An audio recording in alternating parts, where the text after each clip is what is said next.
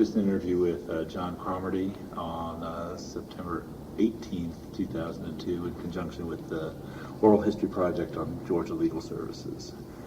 I ask everybody, John, sort of what's the trajectory, the path that got you to legal services to begin with?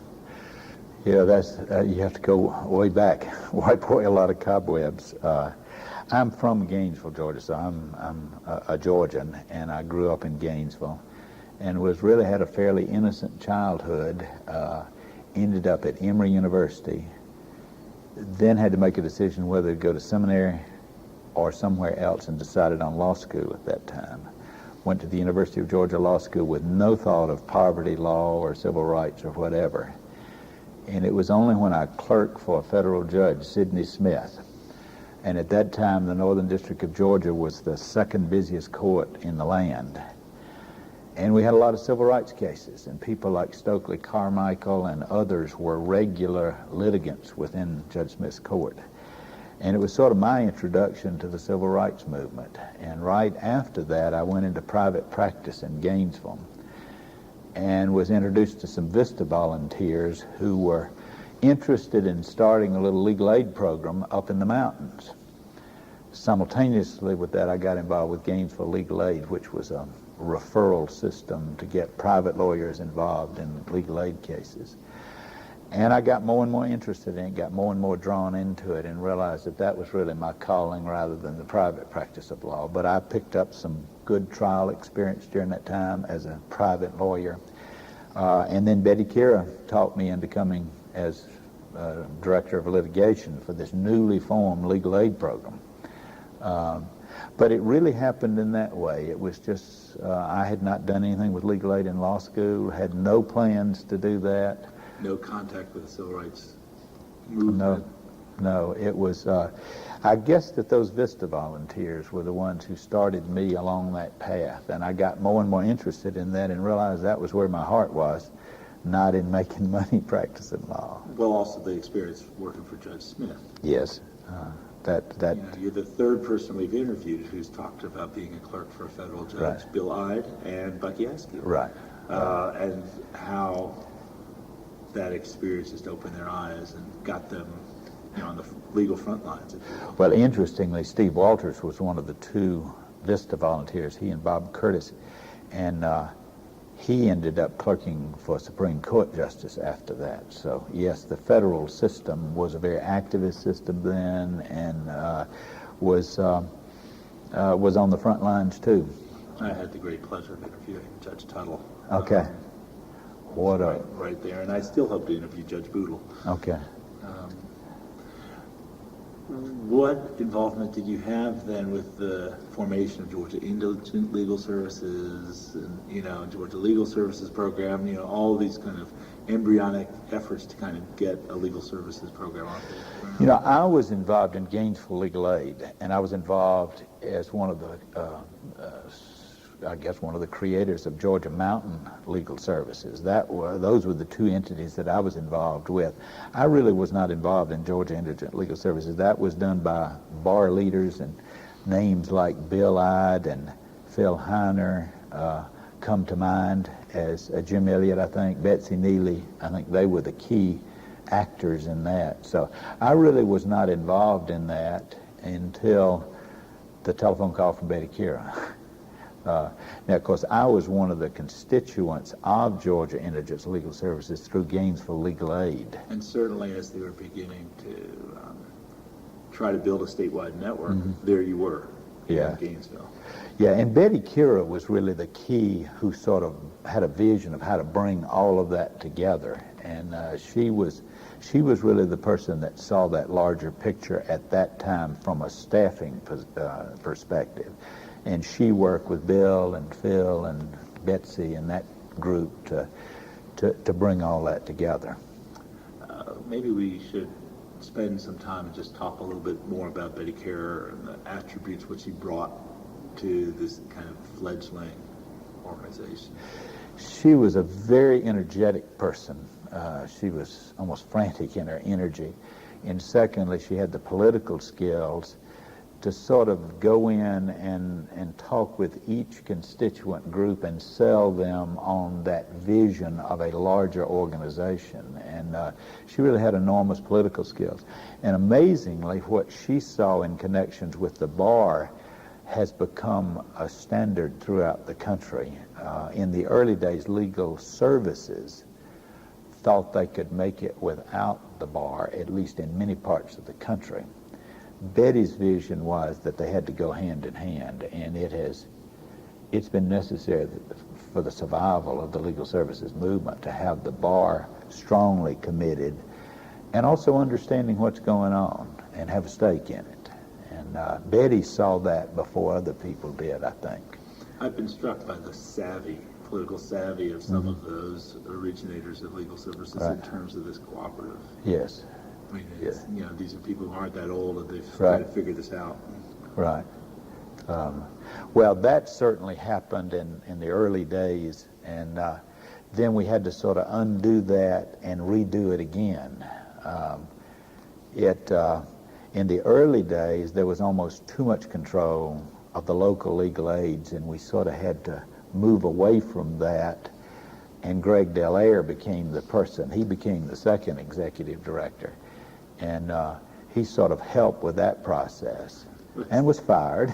Let's describe the evolution from Betty into Greg Delaire.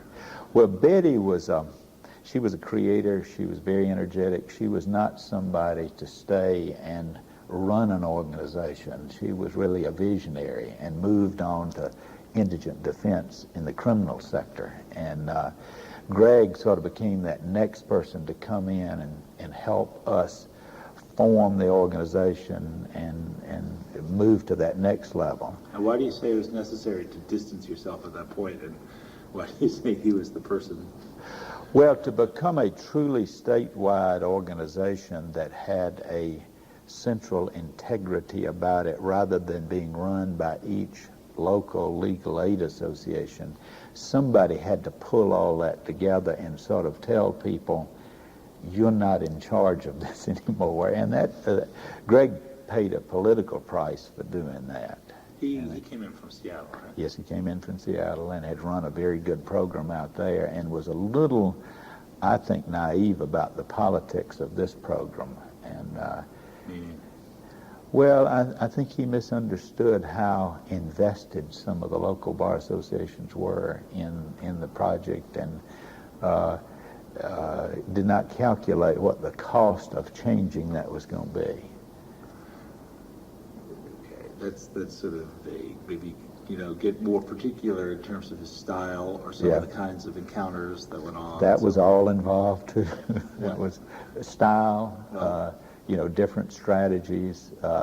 Betty and Greg were night and day in terms of their styles. Why don't you describe the one? Well, Betty was a very energetic, very politically savvy person who could walk into a room and take the biggest hostile opponent of legal aid and have them talking the same language quickly, and she had that remarkable skill to do that. Greg, on the other hand, had this vision of a strong legal aid program that was not as connected in that way to the local bar associations. And so, and Greg was not as affable. He was not, he would walk into a room and would want to talk seriously with people. And so they're two very different styles. What role did the fact that he was not a native Southerner play in all of this? Listen, if you can use a Southern drawl, you can work your way through lots of things. That was an element as well. So culture clash. Yeah. With what kind of consequences? Well, he only was director for about a year, and the board finally said, we're getting too much tension here, and they asked me on an interim basis to become director, which I did not want to do. I mean, my heart was in working with staff, building a first-class staff, helping us litigate, that sort of thing. And so I took it on a very temporary basis. 15-year temporary basis. It lasted for 15 years, that's right. What kind of tensions are you talking about? I mean, what kinds of specific flare-ups or What arenas of tension, perhaps? Well, Greg felt that we had to be clear about who was in control, who was making decisions, and Georgia Indigent Legal Services and Georgia Legal Services had two very different governance structures that were at odds with one another. And he sort of said, let's figure all this out and announce to people and let everybody know and move on. And a lot of people were protective of what they viewed as the right way to handle that politically. And so he was essentially terminated by the board of Georgia Legal Services. Where Georgia Legal Services was more independent of the bar, and Georgia Yes. Indigent Legal Services had this direct bar connection. Direct. I'm talking about the Board of Governors was actually the Board of Directors for Georgia Indigent Legal Services. I mean, they had the right to change policy, do anything they wanted to. That was and we had some very tumultuous meetings of the Bar Association. It was very conservative at that time. It was not that committed in some sectors to the work of legal aid. The leadership was, but I mean, this means that people from Valdosta and Albany and Camilla were the board of directors for a legal aid organization. And some of them were not that committed, especially to an organization that was aggressive about civil rights work and aggressive about the rights of the poor. Beginning to file suit against the state. Oh, yes. Oh, yes. I mean, that when fully explained to some of these folks, they said, I'm not for that. I'm for poor people. But help them get a divorce or something like that. But don't be aggressive about this. That's not good. Class action, and that dilemma had to be solved, and it was solved finally by saying we need an independent board that works with the bar but is not at the beck and call of every local bar association. That really had to be done, and Greg took that on. And, whose idea was it? Betty's idea to have a full-time litigation director? Yeah. Okay. And you stepped in very early, in Yes. January '72 or something Yes. like that. Yes. As you're just beginning to expand, but prior to the mid-'70s problems, prior to the establishment of Legal Service Corporation. Maybe talk about some of the challenges or some of the dimensions of your job, Well, litigation director. that's interesting because, first of all, at the time I came in, we had people that were hired by local boards. And, for instance, in Savannah, you had two retired lawyers who became the legal aid lawyers. And their vision was that legal aid was a place that you got people divorces and sort of didn't create a lot of friction. And they had a lot of cases, but they weren't going anywhere with them. They had no vision of poverty law. And first of all, you had to look at your staff and decide, is this the staff that can provide poor people with excellent representation in the problems that were relevant to them? And poor people have a lot more than just divorce problems. They have housing problems, and they have housing authorities that are not necessarily on their side. I mean, there was no such thing as due process in housing developments. I mean, the housing authority director felt like they were in control, and it was considered a fairly radical thing to come in and tell a housing project director, these people have rights. And so we had to have a staff that understood that perspective. And one of the first things I noticed was we had to go out and hire people that were committed to poverty law and were willing to become knowledgeable about poverty law.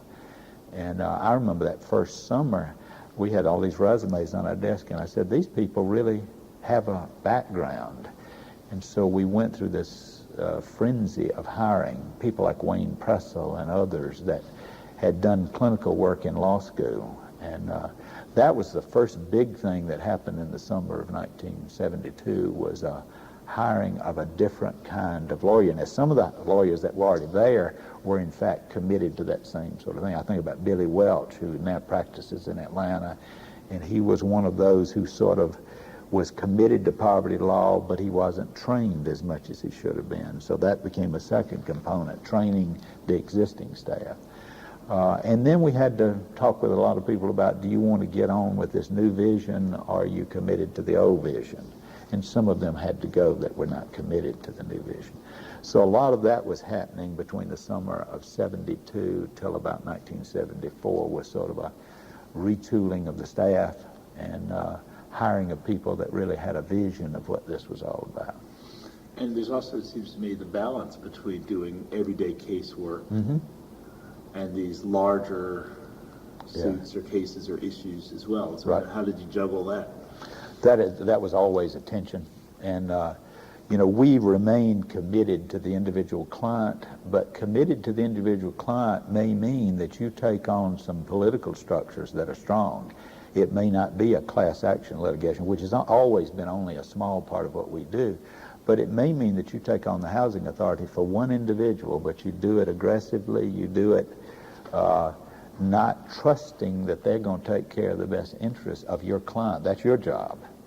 And so we had to fight lots of battles like that against fairly powerful groups within the state. And it was a shock to them to see people represented by competent lawyers who understood their regulations and understood the deficiencies. And it was the first time that some of them had ever had a lawyer come to them and say, this is what the law requires of you. That was news to a lot of housing authority directors, small loan companies, and others. It really is, you're saying, a real challenge to the status quo. Oh, yes.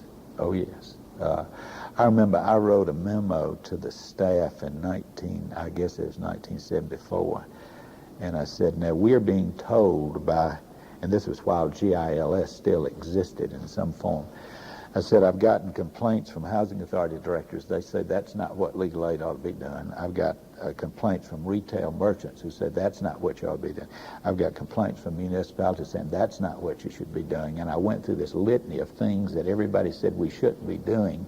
And I said, I guess what we need to be doing is keeping time records and sitting in our offices, because nothing seems to be what we're supposed to be doing. The truth of the matter is we needed to be doing all of those things, but it was making people mad. I'd be curious, and you're about your early 30s or so around this time, so it's like, where did you get sort of this deeper understanding of poverty law and poverty advocacy? Well, I learned it on the job. I mean, I really, I really didn't have a background in that. I think my religious background was a help to me in that my reading of the Bible is that the Bible, and I'm a Christian and of course that means that I also understand the Jewish faith as well, because that's what our beginning was, but it's strongly supportive of reaching out to the poor and defending the poor. And that's an amazing thing, that people can read that Bible and not understand that that's a part of the commission of every Jew and Christian. The Muslim faith is the same thing, too, for those who understand it. It's deeply rooted in religious traditions that we are to be about the disadvantaged. And so I didn't need to be taught that. And it was just remarkable to me that churches and bar associations and others didn't get that. So I did at least have that background and a passion that came from that perspective. And I learned poverty law on the job. Okay, now I wonder, when you were still litigation director that you all developed specialists in certain fields, housing and landlord tenant? That started again in the summer of 1972. I mean, I became convinced that we needed a specialist in welfare law, because we had a staff that didn't know welfare law, and so we had to teach that. We had volunteers in the bar that had their hearts in the right place, but they didn't know anything about welfare law. So that started in the summer of 1972. It was just one of these intuitive things. It made sense. I mean, there wasn't anybody out there saying, this is the way you run a statewide legal aid program. But it just made sense intuitively. And so we started hiring specialists in that summer. And it was a vision that Betty and I both shared, and then Greg, of course, was very much on board with that too. So, and we developed an excellent backup staff that was in charge of training, but also supervising impact litigation. And what were some of the early the early impact litigation? Well, there were a lot of them. I mean, a lot of the early impact litigation, it was cases for individuals against organizations. I mean, I consider some of the early work we did against small loan companies to be impact litigation because it was not being done widespread. The challenging of housing authorities was impact litigation. So even the smallest case in the early years was impact litigation because it was introducing to the people to the fact that legal aid clients were now represented by lawyers who knew the law and were going to press for their clients. It's a mistake to think that impact litigation is a class action because it's not. It's litigation that's going to have a broader effect on people. And that sometimes was a little case being handled in a little county. I mean, it was impact litigation for a female lawyer to go into many counties in Georgia, or a black lawyer, because they were rare in that day. And so it was having an impact just for a black lawyer to go into a county that didn't have any black professionals and to stand up articulate, well-informed, and represent their client. The same was true of female lawyers. A lot of counties had never seen a female lawyer. Mayor Margaret Oliver is somebody that you'll probably interview, and she tells stories of going into counties and the judges would ask for her bar card. Now, they didn't ask anybody else for a bar card, but because she was a female. Our black lawyers had the same experience. Let me see your card. And so that had an impact too. I mean, we were the first organization that really, on any widespread basis, introduced people to female and black lawyers. I mean, that's hard to believe from the perspective of 2000. I've heard tales of A.T. Walden, the older black attorney, going to South Georgia. People awe. First time they'd ever seen a black man enter a courthouse without wearing overalls. Yeah. I mean, it's really remarkable. But that had an impact on the practice of law and the representation of clients in Georgia as well. So that was going on too. Pretty heady. Pretty heady stuff, yeah. Well, I mean, I kind of want to get something of sort of the spirit of those first years, 72, 73, 74, with these hundreds of applications of, eager beaver committed lawyers, and Well, there was some danger in that too. I remember my wife and I were involved in the 60s, and this was going on outside of my law practice. We started a little camp that was integrated back in the 60s, and we actually had some rednecks pull up and fire guns into the midst of our camp, and we reported it to the FBI and others, and nothing was really ever done. But it was there was some scary things going on then. There was some danger then because of the rapid change that was going on. I worried about our black lawyers out there because I was afraid, of something happening. And sure enough, not too many years after that, Robbie Robinson, who's a former legal aid lawyer, was killed. And he was not with legal aid at that time. But I thought at the time we could be a target. And in fact, the FBI came very quickly. And for months, we checked all of the packages and all of that stuff. But that atmosphere was present in the early 70s, too, where there was some real fear. I mean, we were taking on the status quo, and that made some people pretty angry. Any other particular episodes along that line that you recall? Or threats, or, Well, a lot of the lawyers out in the rural areas would tell us stories on an all too regular basis about those sorts of fears and threats. It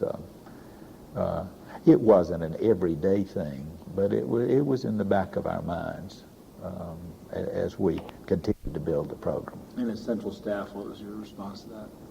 Sort of as the Atlanta Well, our response, I mean, I know I had a lawyer call me from South Georgia and said, come down and try this case with me because I don't know what the judge is going to do. I ended up telling him in jail. So I went down with him and sat with him as we tried the case. I mean, so we tried to respond in a way that was supportive.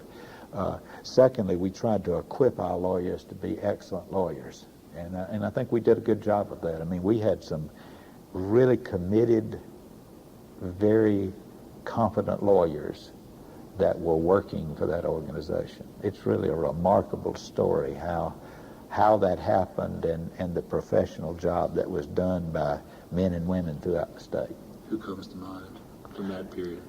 Well, there are people like Willie Lockett down in Albany, and he grew up in that area, not in Albany, and went to school, Fort Valley, and he's a person who returned to his roots, and of course he's now, I think, a Superior Court judge, which it is amazing.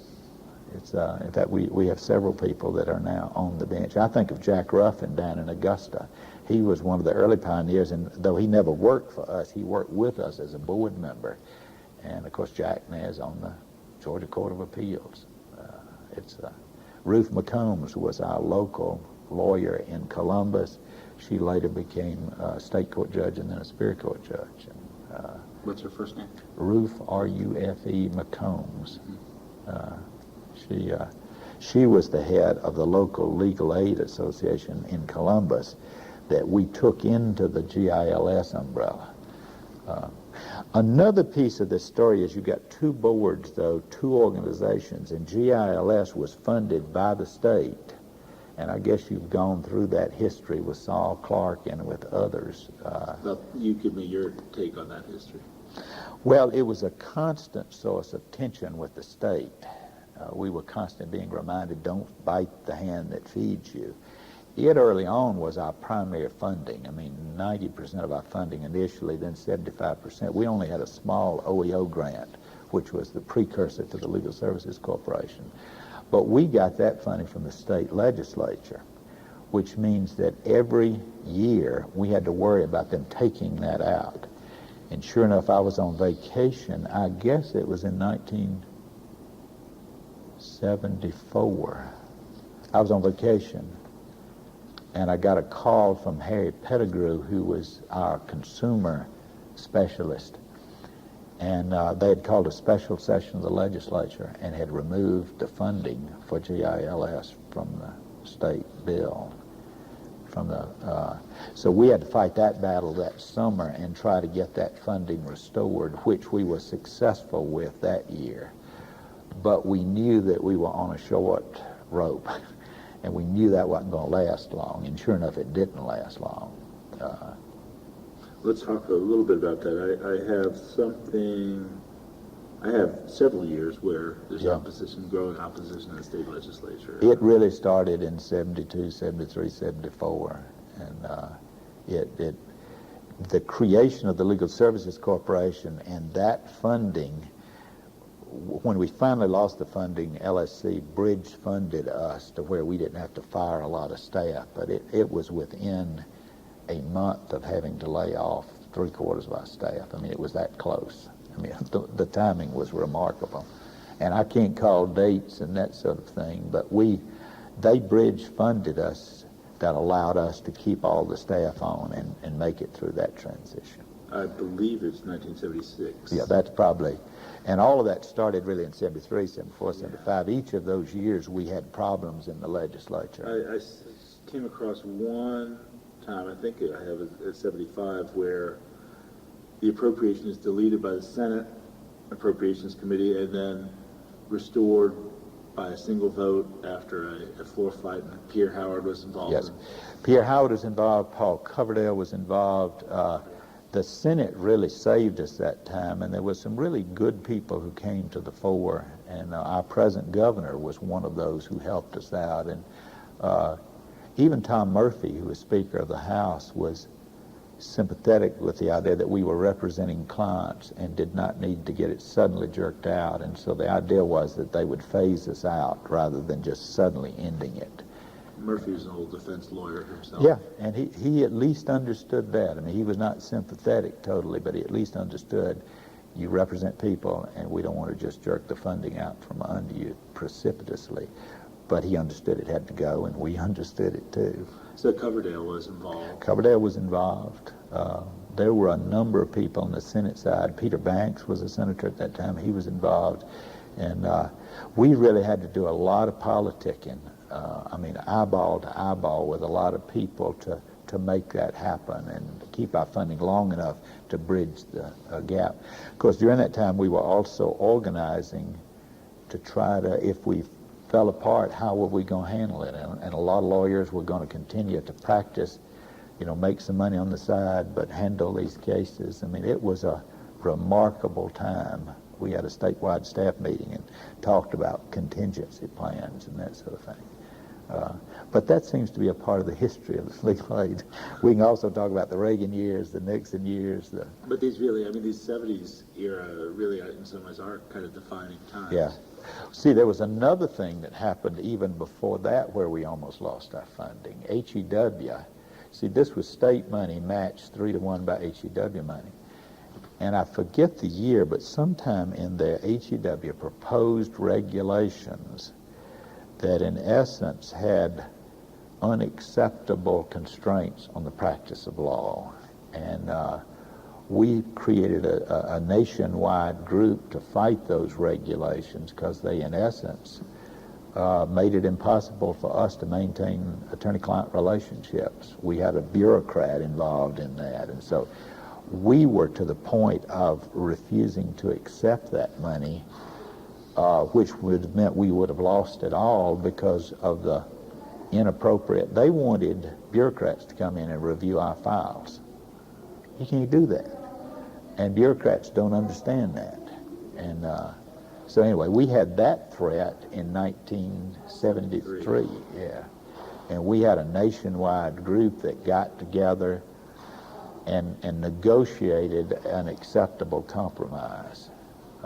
This is around the time that Howard Phillips is named by... That was another controversy. At the time that our HEW state money was under attack from the state government and from HEW, Howie Phillips, the fox in the hen house, took over legal aid, legal services. And now, thank goodness, he was sort of unauthorized. He was a rogue. There's no doubt about that.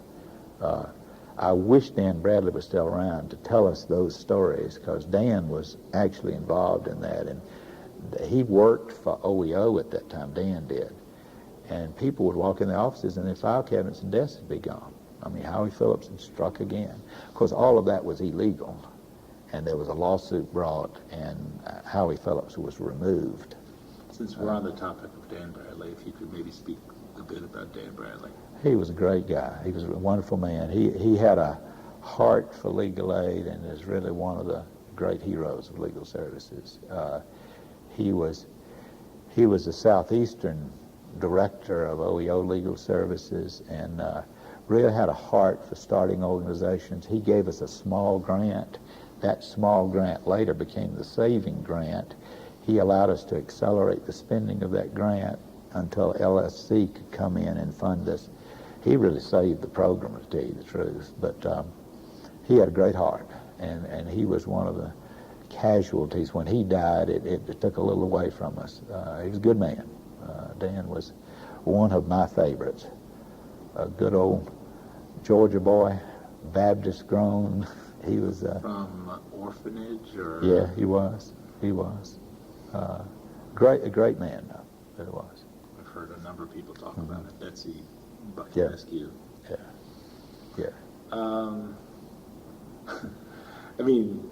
You jumped from the frying pan into the fire time after time after time again. Oh, yeah.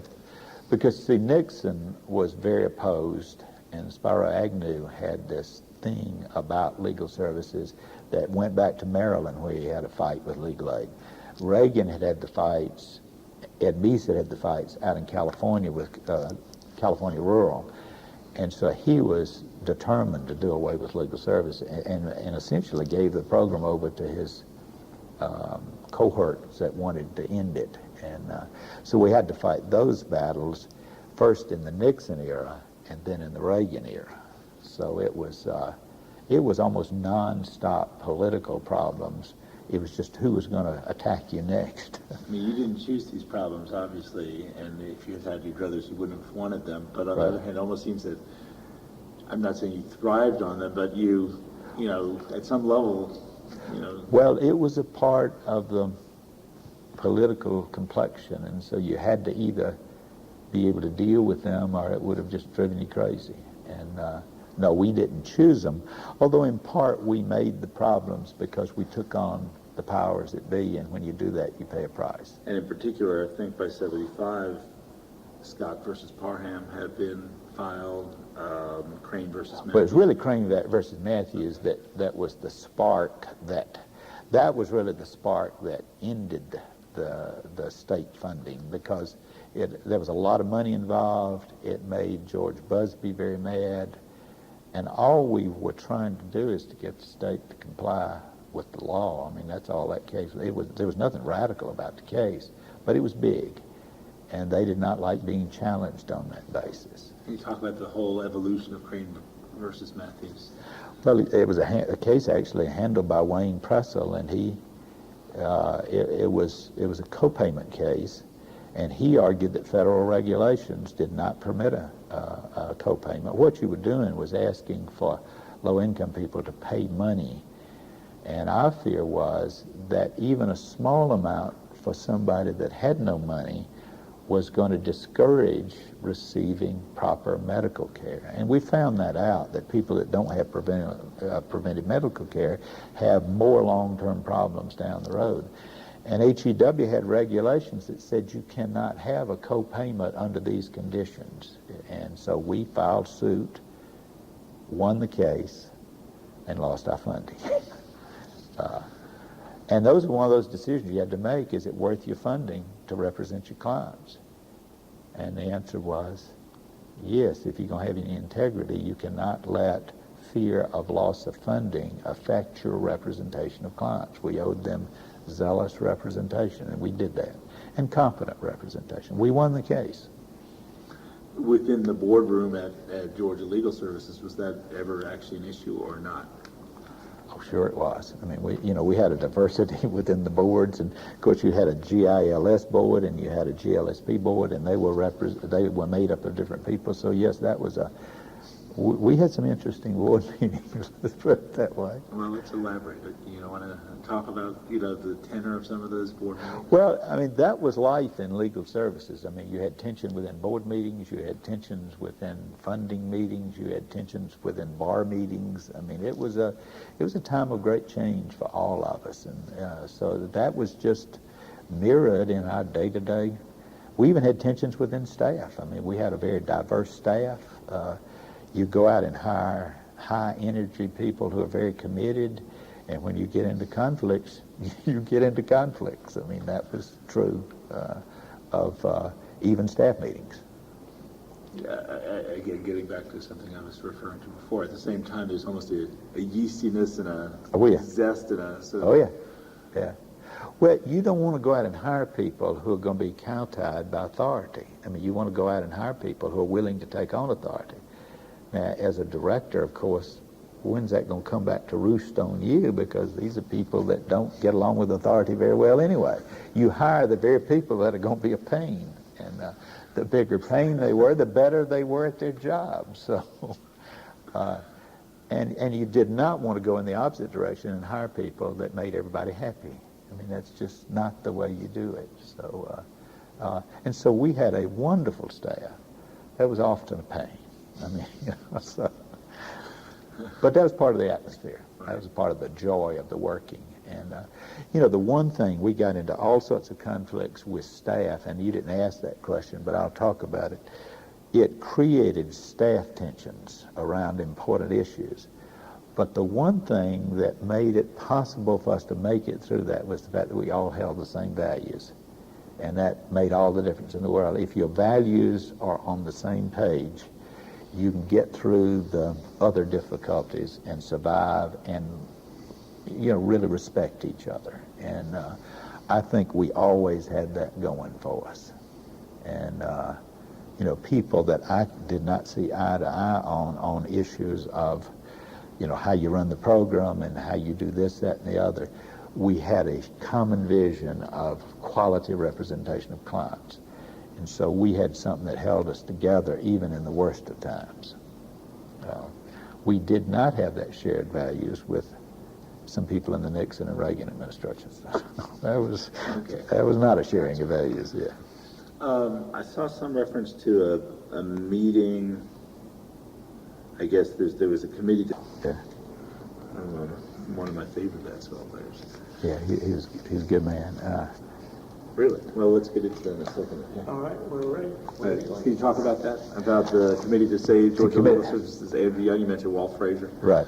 We put together a board of this committee. It was not an independent corporation, but it was just an organization. That was the beginning of a political process to help us understand ourselves politically, that we really did have to survive, and to do that we had to develop alliances, we had to get support from other people. And that was that effort. There were bar leaders who were very key in that. Two come to mind, Stell Huey and Saul Clark. Saul Clark was involved, but Harold Clark, who later became Chief Justice of the Georgia Supreme Court. They were key players in that. Cubbage Snow was a key player. We had to go out and sell ourselves, and we were getting blasted by the finance companies, by the retail merchants, by the municipalities, other people.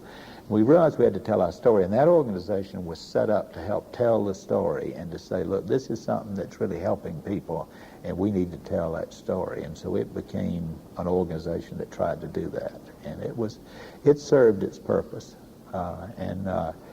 Andrew Young was very helpful there, a good man, and it sort of helped us win some of that political telling the story battle, publicity. Public opinion. And we never thought we had to go out and sell ourselves to the public, and we were wrong about that. We did have to. You can't let the other side have all the news, because then your story is not told except from a negative perspective. And that organization was an early effort to do that. Part of the sort of the growing pains and maturation process, I guess. An interesting thing, in the middle, a little bit later than that, in the middle of losing all of that funding, we went out and hired somebody to do public relations, Tina Bledsoe, to tell the story.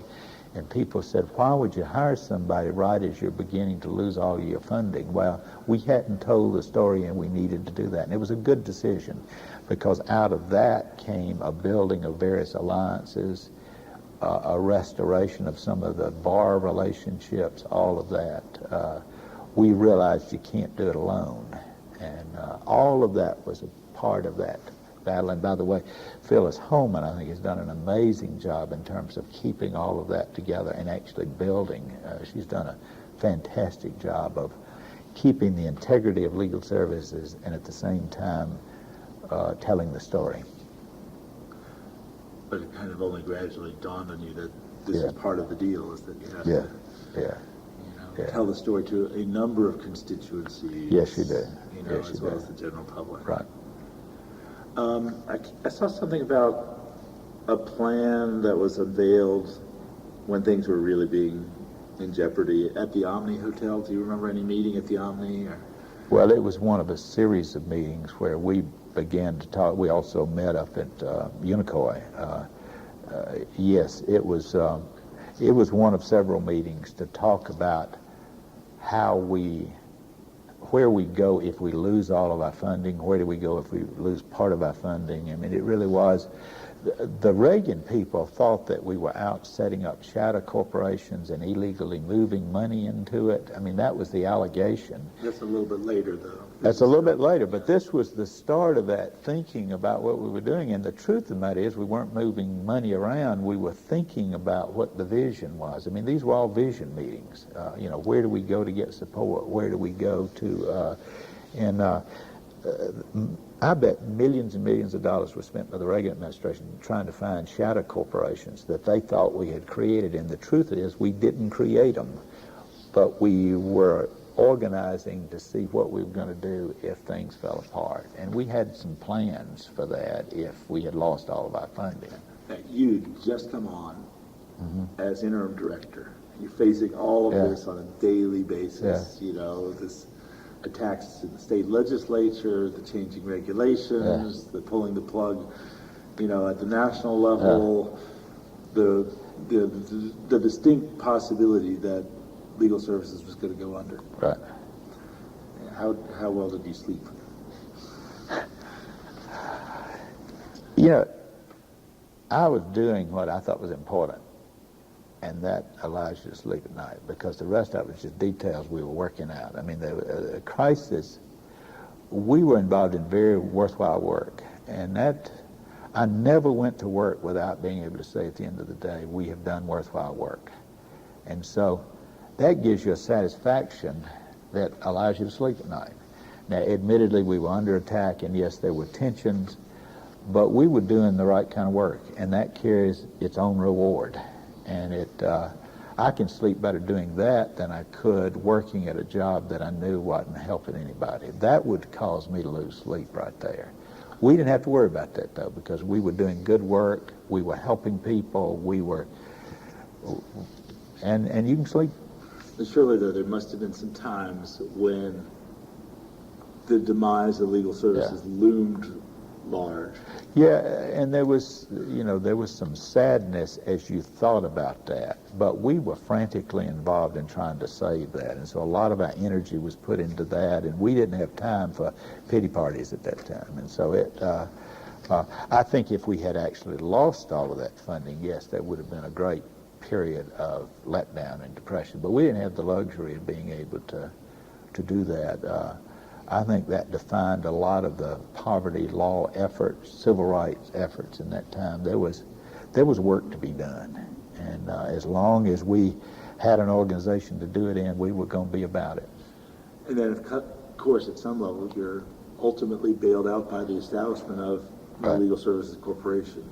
And you said the timing was very tight, yeah. So maybe talk that through, sort of the formation of legal services, look to that, the issue, the timing, and how you squeak through how it all was set up so to save Georgia Legal Services.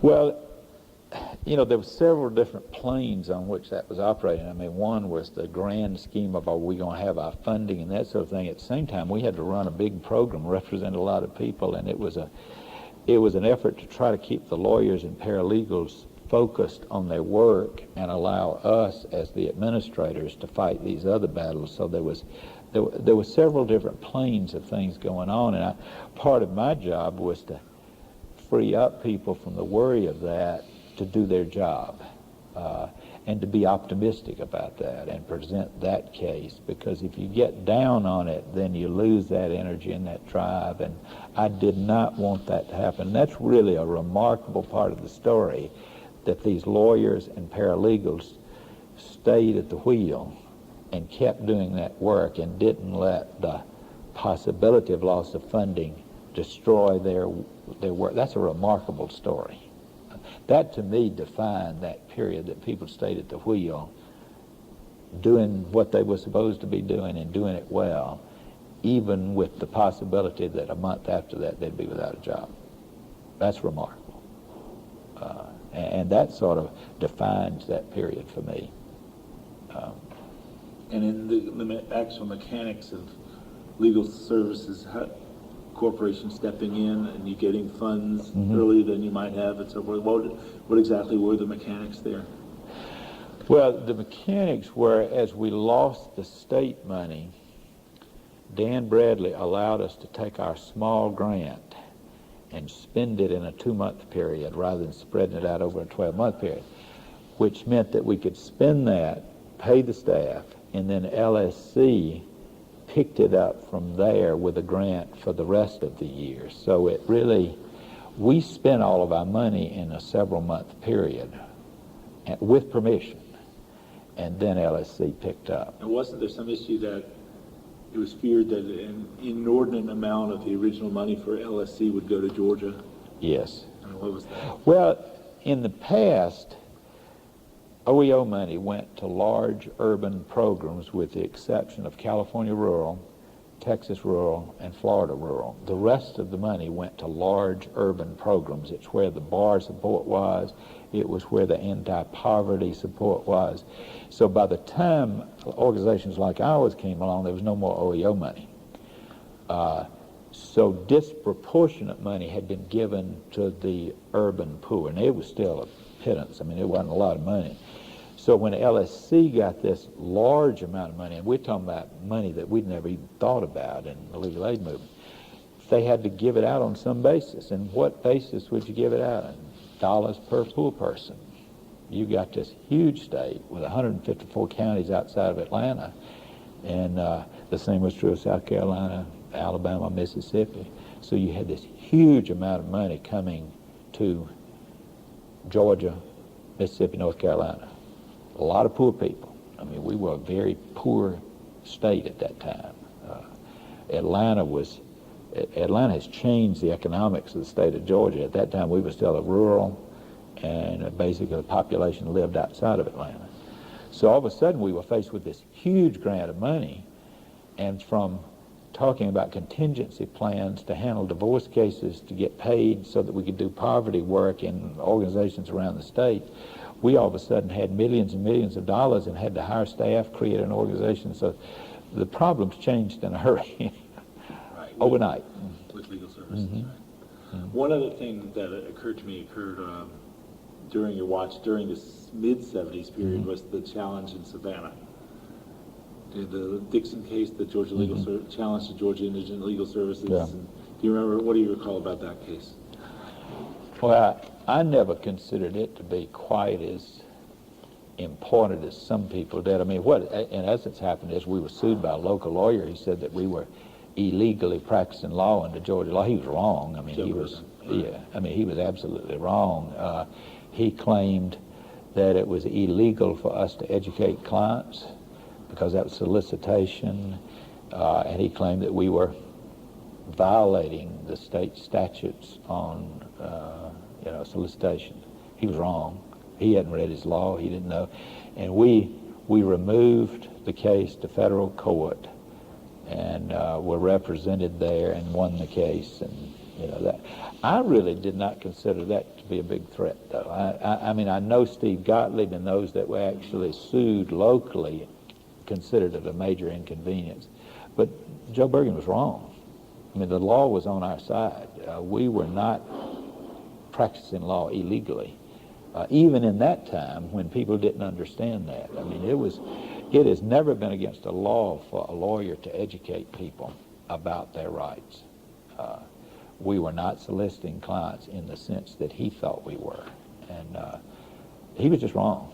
I mean, it was a weak case from his perspective. What he hoped to do was operate it with some of his buddies in the state system, and our legal team removed it to federal court. And I remember working on that brief, and it was I mean, we were just so right. I mean, I really consider some of these other things as much more dangerous in terms of the future of legal services. The removal of state funding, the change regulations Yes. from HEW, and then the Nixon administration. The Nixon administration and the Reagan administration that tried by way of regulation to undermine the legal services movement. It is funny that people who talk about less government use government to try to undermine things that they disagree with.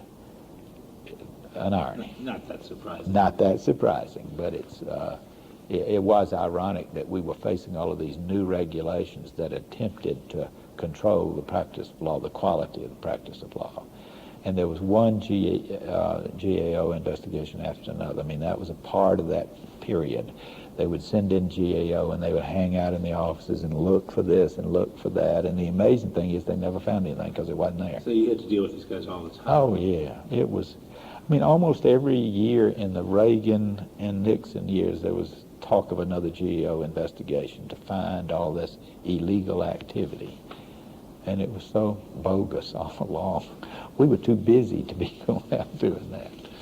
You said when Legal Services Corporation enters, it changes overnight. Describe some of those changes.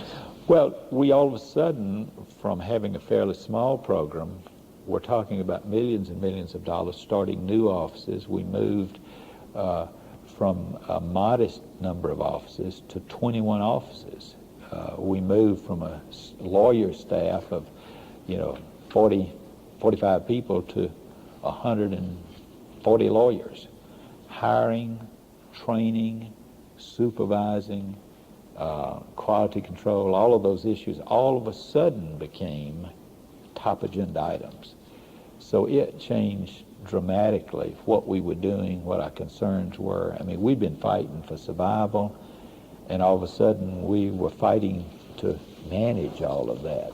New words emerged: managing, supervision, quality control, all of that became big issues because of the size of the program. All right, and you're the guy in charge. I guess your Yeah. interim directorship was no longer an interim directorship. I don't know when that ended. I'm not sure it ever ended. I always considered it to be interim, but you solve that problem the same way I solve everything. I mean, I'm not that competent of a person, but I know how to hire good people, and that's something I was able to do at Legal Services, and it's something I've been able to do in the church. You hire good people. It meant that we had to hire administrators who could design systems that work for us, and so but we went out and hired a different kind of person then to do more administrative work, So, continuing to hire the good lawyers and paralegals. but the managers of the different offices, for instance. Because we had, in the past, would have an office with 1 or 2 lawyers, maybe a paralegal, and all of a sudden you had offices that had 8 or 9 lawyers and 4 or 5 paralegals. I mean, you had a huge staff to manage. We created local offices that were larger than the Atlanta office had ever been. So it was a lot of rapid growth. So does the role of Atlanta change then as you now have a couple dozen almost branch offices around the state? Yeah, it did change because you had more to supervise, more to administer, and more regulations coming down from LSC to try to translate. So yes, the Atlanta staff had to grow because that whole management wing had to grow, which creates controversy whenever you do that. Another kind of controversy that was in-house. Well, what are you referring to there? Just as the management staff grew, of course, the allegation from the local offices would be y'all are getting top-heavy with management stuff, and so there was that constant tension between putting resources in lawyers and paralegals or putting it into management types of things to manage the process. And so there was always that tension in an organization like that. And again, you're paving new ground, so how do you or the board so set your priorities and figure out what the proper equilibrium is and these kinds of things? That's an art form, in my mind, not a science, and you always struggle with that, and you don't ever quite get that right. Also, how much of these administrative changes, management changes, et cetera, were done strictly within Georgia Legal Services or as part of a larger discussion nationally with other legal service programs? And what kind of contact did you have with your counterparts in other places around the state, around the country after? Ironically, we went from being the new kid on the block. We were the first statewide organization, really. I mean, we emerged as almost a pioneer in that model, and all of a sudden, with the LSC money, we were the model that was the future. And so we sort of became the model for other people. So they were coming to us to learn what we didn't know. And the statewide organization was a new thing, though, and we were sort of the early pioneer of that model. Now, admittedly, it grew very rapidly, but and was much bigger. But we had the vision of a statewide organization from 1972. And all of a sudden, that became division around the country. And I understand they're still struggling with some of that today, trying to bring programs together, combine programs, that sort of thing, which I'm not sure is that good of an idea. With the expansion, late 70s, obviously you continue to take on impact litigation, whether it's against housing authorities or furniture associations or what have you. But clearly there are also some big cases that the program was involved with, and maybe we could talk about some of the landmark cases. I know you took JL and JR versus Parham up to the U.S. Supreme Court. Maybe we could talk about that one first.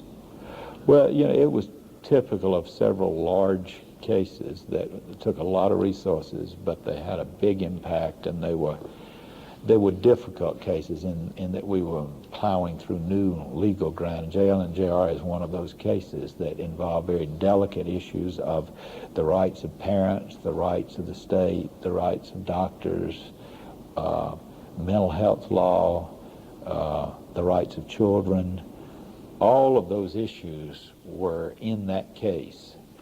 And it has been going on since then. I mean, it's a never-ending case.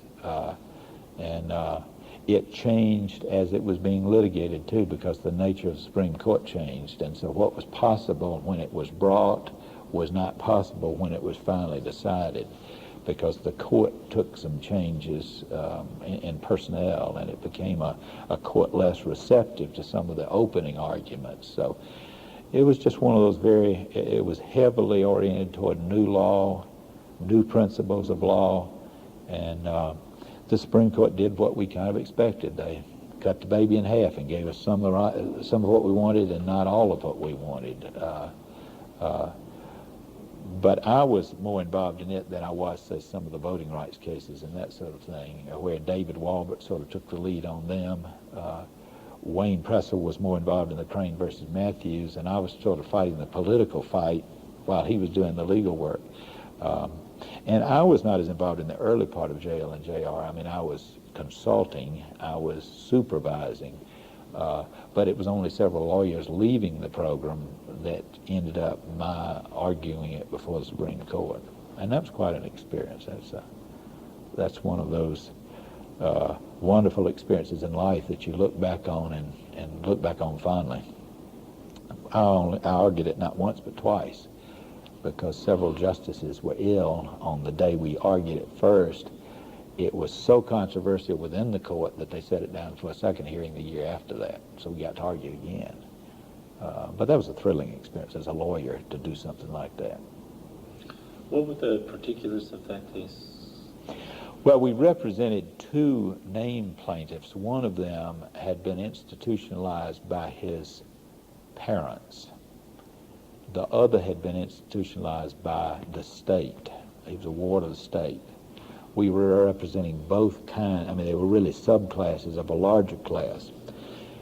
And both of the children, according to the state experts, did not need to be in a mental institution. They needed to be in a less restrictive alternative.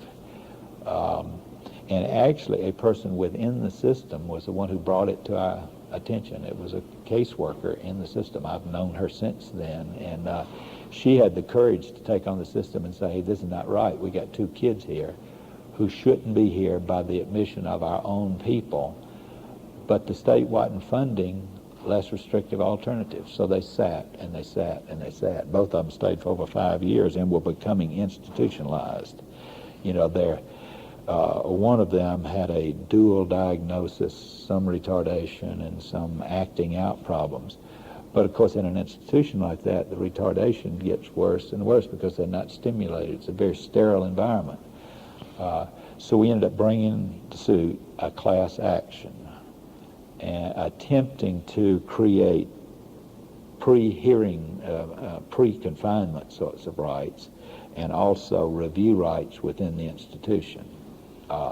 We also had hoped that we could force the state to create what we thought they should have created all along. We were less successful there in terms of a legal remedy, although some of that has been created since then. But it was a very complex case in that we had the rights of parents, we had the right of the state, we had the rights of children or the lack thereof, and the failure to even think about due process rights for children. All of that was involved. It was a difficult case to argue at each stage because of the complexity of the legal issues. Still is today. Your presentation to the court centered around which points when the final arguments before the Supreme Court? Well, it really involved all of those things. I mean, it was a pretty broad base. I mean, there were issues of pre-confinement, and I never thought that we had a very good case there because I don't think we were ever going to win big rights for children independent of their parents. That's just not going to happen. I was a little surprised that the court didn't give us more in terms of the rights of children who are in the care of the state. I thought they would give us more pre-confinement rights. They ended up giving us a good bit on the what happens once they're in there, periodic reviews. See, some of these kids had been there so long that they weren't even being reviewed. I mean, they just sort of given up on them. And we got extensive rights for a periodic review. And we had also hoped that we could break ground on some substantive due process issues, and the court really didn't want to touch that, and we really didn't get very far there. But all of those issues were presented to the court, along with mootness issues, along with the federal litigation. Your first challenge is to be able to stay in court around mootness issues, around whether you've got a justiciable issue, all sorts of efforts to get us out of court. And of course, all of those were before us. So you asked what issues were involved. I mean, there were a dozen huge issues, substantively, procedurally, otherwise. It's interesting, in preparation for that, I did a couple of moot courts with the Children's Foundation, Children's Defense Fund. That's right up. Yeah, and with the Mental Health Project, and then we got a group of former Supreme Court Justice clerks to come in, and I thought the moot court was harder than the appearance before the Supreme Court. But of course, you only have 30 minutes to argue your case, so it's it's just rapid fire. I remember the first time I argued, I stood up at 15 to 12. When the bell rings at 12, they take lunch. You can finish your sentence, but that's it. They immediately go to lunch. I had 25 questions in 15 minutes. I mean, it was just rapid fire from all parts of the court. And I did not eat lunch. I went up and sort of gathered myself and realized that my slow drawl was leaving room for questions, and so I picked up my cadence this afternoon and got fewer questions and had a little bit more control over the answering of questions. And I realized, that southern drawl may charm some people, but it wasn't charming them. It was giving them an opportunity to get more questions in. 25 questions in 15 minutes. It's a lot when you're trying to respond to each of them, but it was an experience that was just charged with energy, though. A thrilling experience. And then of course the second time I argued it was the same sort of thing, except we had a couple of more people on the court then. Two of them had been ill. I believe it was Brennan and Powell, and they were two of the people that were more favorable to our side. Brennan certainly was, and Powell was, he was a key vote. Powell was an interesting hero. So we had two of the key people on our side off at the time it was first argued, so there was more time for the people against us to have their way.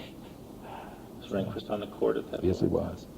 Rehnquist is interesting, though. He's a real gentleman when it comes to his demeanor on the court. Very bright, and his questions were very well thought out, not aggressive about his questions, and not at all rude. He's very courteous. I actually enjoyed his presence on the court and really enjoyed exchanges with him. I never argued a case with Scalia on there, and he's the opposite. He's very rude, very, he's a bull in a china shop, and is very ideologically related. I mean, he's coming from a particular perspective. So the court that you argued included Blackmun and Stevens? Mm-hmm. And Stewart was still on there.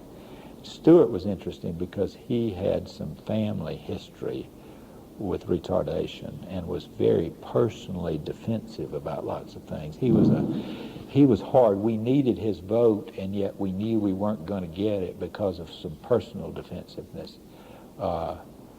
Berger was, I did not feel, and again, here I am talking about Supreme Court Justice Luck. I know him. I always had a lot more respect for Blackburn's intellect and demeanor. Rehnquist as well, even though he was on the other side of the case from me. Berger I did not have that respect for. But I would love to be in front of this Supreme Court too, because there's some real intellects on this court, but also some fairly rude justices like Scalia, who's very ideological. But Did you go up the other time when the Lodge case was argued? I did not actually go up for that. That I had not been involved in the legal issues, and that was really Dave Walbert's case, and he knew it, and he was. I did not go up for that. No, that seemed excessive to me. That would have been fun, but that would have been, I think, a misuse of our money to have me involved at my level of activity. I did go up with Mary Cardin when she argued the Webb case. The Webb case was which now? It was a dispute over interstate child custody issues, very technical case. And I did go up with her to sit second chair with her. But she was really the only lawyer involved for a while with that. So. I haven't thought of that name in a long time. I knew her back about 25 years ago when I moved to Atlanta. She became our family law specialist for a while. And she was one of the earlier quality people that we hired in-state that really came along and did excellent work with us. And she's still, even though she's not with us any longer, she's still very actively involved in issues for women. Still very much. The lawyers we had have made a real impact upon the state, I think. Some of them stayed with us for the long haul, but some of them went out into private practice and had an effect there as well. And Mary's an example of that. Mary and Willie Lockett and Ruth McCombs, and you can go down the list of lawyers that then had an impact in their bar associations and communities. When I think of other sort of landmark cases from that period, Guthrie versus Evans. Yeah.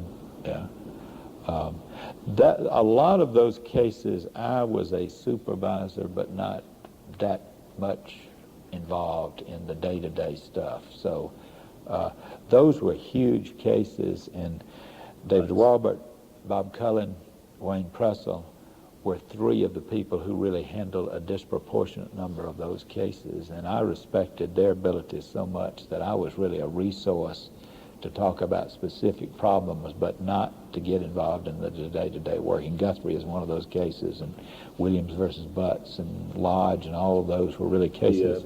The McIntosh County case, of course. Yeah. And that had all sorts of political implications. And, of course, we've got a book now, not about that case, but about the early parts of some of that. Which is that? Praying for Sheetrock. Yeah. Although that litigation really came a little later than some of the things that happened in that book. But it's the program has been very successful in terms of a lot of major litigation. Phyllis was also involved in a lot of those cases before she became director, and I suppose she has stayed with that since then. Was she litigation director at some point too, or is Lisa Kreischer? She was director of litigation. Phyllis left us for a while and went up to Chicago, and I had to talk her into coming back. With the Douglasville office. Yeah. First as a managing attorney, then as director of litigation. She was a good lawyer, very good. Well, we talked with Lisa Kreischer, and she certainly is a good lawyer too. Yeah. Although it seems that you don't have the same kind of, you can't file class action suits anymore, so it's a real change in some ways. Yeah, and the problem with that, class action suits, often we didn't file money-making class action suits, which were very controversial, but we never did that anyway. The main reason we filed class action lawsuits was it prevents an opposing party from paying off one client and the issue going away, continuing the practice, which means you have to keep filing one suit after another. And class actions are really an efficient way of dealing with that. Where class actions really began to get in trouble was in these money-making class actions that involve so much money. But see, we were never involved in those anyway. Even though we sort of got the blame for that, the class actions we filed were really about keeping issues before the court. And doing it in an efficient manner, you're saying? Doing it in an efficient manner, that's right. It makes no sense to file 25 different cases. One case was sufficient, but they couldn't moot you out by paying off your client or changing their circumstance because you were representing a class of people. But that has all left them with the change in regulations through the years. Well, another development I know from the late 70s period was the formation of the Clients Council. So how did that come about? Well, I had been involved actively with the Clients Council even in a generation before that. There was a fellow named Bernie Vini who ran a national Clients Council, and they were trying to get Clients Council starting in each state. How do you spell his last name? Veney. Okay. I don't know where he is. There was a local coordinator named Irene Martin, I think was her name. And Out of Washington. no, Okay. she was local. In Atlanta. She was Okay. local, yeah. But she had a connection to this national Yes, Clients Council. yes. And we worked with them for a while, and finally, with this rapid growth in the program, we started a Georgia Client Council. It was really the first one, I think, in the country, and it became, they were probably more active in our program than they were in any program in the country. And we had really an excellent working relationship. There were people like Vita Cannon. She's changed names once, twice. If I got that name wrong. Rosita Stanley, Cora Johnson. There was a woman from Soberton that, and I forget her name, she died early in that. But we had a very active relationship with the Client Council and actually funded them with an office and with started having statewide Client Council meetings. And it was, we even carried clients on interview trips with us for lawyers, which was a first in the nation. How does that work? What would go on? They just go on the trips with you, and that was not done extensively, but we carried some clients, and they got to interview the lawyers and sort of have an opinion about whether that was a kind of a lawyer that they would be able to work with. So it was good for us to have that relationship. Why did you think as director that it was important to get a Clients Council going? They're just issues that you need to be talking about with representatives. I mean, you get so involved in handling individual cases that you forget the overall issues of how good you're doing with clients, whether you're receptive to them, what your offices look like, how they react to clients. And Client Council sort of gives you that overview that's helpful, some feedback. Normally with individual clients, you handle a problem for them and they're gone, and you don't get the sort of feedback that helps you improve, that helps you be sensitive to, when you're not doing things right. And so the Client Council is very helpful there to stay in dialogue about that. Before we were talking, before the interview, we were talking about some of these women in particular, came from basically, marginal kind of backgrounds. And maybe you could speak to the process of growth that these women have experienced as they've encountered Georgia Legal Services, as they've grown themselves through the Clients Council, through other things. See, I think of it as the opposite. I think they helped us grow, because a lot of these folks are a lot stronger than they're given credit for. I mean, it is amazing to me that somebody can live in the poor conditions that some of them did and have the self-respect that they have and have the sheer staying power that they have. And so I viewed it as them teaching us rather than us teaching them. And I mean that sincerely. I look back over legal services and I realize that some of the clients were the real heroes of everything. Their ability to persist in the midst of really hard times is just remarkable. So they were kind of an inspiration to me, and I viewed them as being a part of my teachers. I mean, they taught me, and I think a lot of people found that out to be true.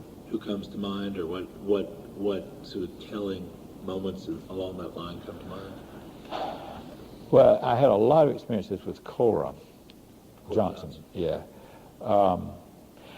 There's a client in Wrightsville, and I can't remember her name. She died, I think, in 1976. She got an award from the National Legal Aid and Offender Association. She was an elderly lady, but she made quite an impression. I mean, again, I'm sorry, I forget the name.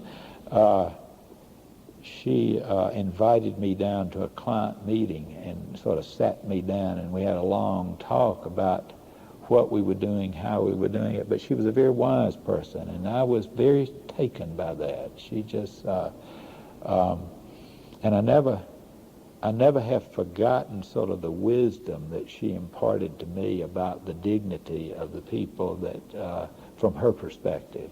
And that made a lasting impression on me. And I think that stands out in my mind. I mean,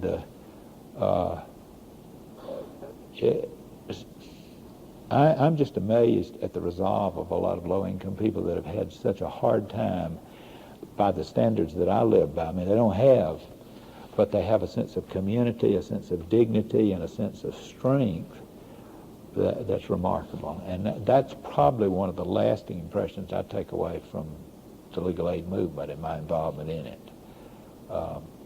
And the second impression, and this is not the question you asked me, but I'm going to answer it anyway, are the quality of the people that I worked with. When I left legal services in 1990, I did so to enter ordained ministry in my church, which is something I've been called to do for a long time, and I was really excited about it. But in the first 2 years of leaving legal services, I realized how much I missed the day-to-day contact with people that are operating at such a high value level, caring about other people, committed to it, passionate about it. And I really missed working with that kind of person. Still do. I realized even though I was very excited about entering the church, I was a little bit depressed about leaving all of that group of people. Because when you leave as director, you need to leave. You can't hang around. And, you know, I wanted Phyllis to do what I knew she could do, and that is do a better job with it than I did, and she has. But I've really missed the clients that really made an impression on me, and I miss the George. Okay.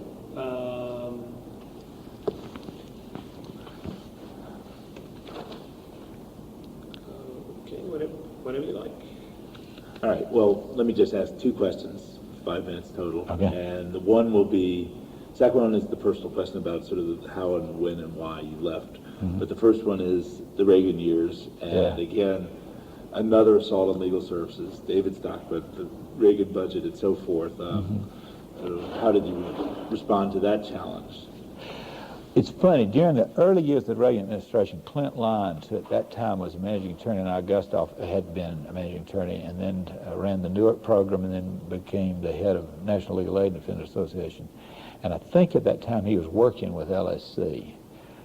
But he said at the time, they're going to do their very best to eliminate legal services, but they will not be successful because they will bring in ideologues who will not do the hard work and will remain ideologues, and they'll be easy targets. And he was right. The Reagan administration brought in people that were, they were so aggressive that they were reckless about doing their homework. And they were careless, and they let us off the hook. He was right about that.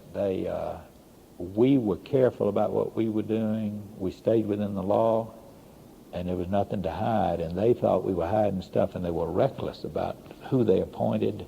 He would have been better off appointing some moderates who had reservations than bringing in a lot of real flaming opponents. Because the Senate especially saw very quickly, he's not out to reform this thing, he's out to eliminate it. And that didn't work. And he failed because of his own failure to bring in the right people. You know, Ed Meese had already made it very clear that he was totally against us and was going to do anything he could, and he brought in the wrong crowd to do that. So, but it was a difficult struggle. I mean, there were a lot of GO investigations, and there was, you know, new regulations coming down every day, and it took a lot of time and energy, and it was tiring. The Reagan years, I think, were more tiring than the Nixon years and the early years, because you were still trying to run a large program in addition to fighting this ongoing battle. Why did I leave legal services? You know, it was a hard choice for me, but I had felt called into ordained ministry for a long time, and I had talked with our bishop about remaining with legal aid and being an ordained minister, and he wanted me to go into the local church for a while. And plus, I had this sense that it might be time for somebody else to run the organization. You know, I felt like I'd done a good job, but there were other people out there that could do a better job, and so I thought it was healthy in that sense. But I left under very good terms and loved the organization and could have done it for the rest of my life, but I really feel like it was the right choice for me and the right choice for the organization. And left a lot of good friends out there and left a wonderful program that has quite a legacy, I think. Okay, thank you. Thank you. I think we did that in 5 minutes. We could have spent a lot more time on that, though, I tell you. That's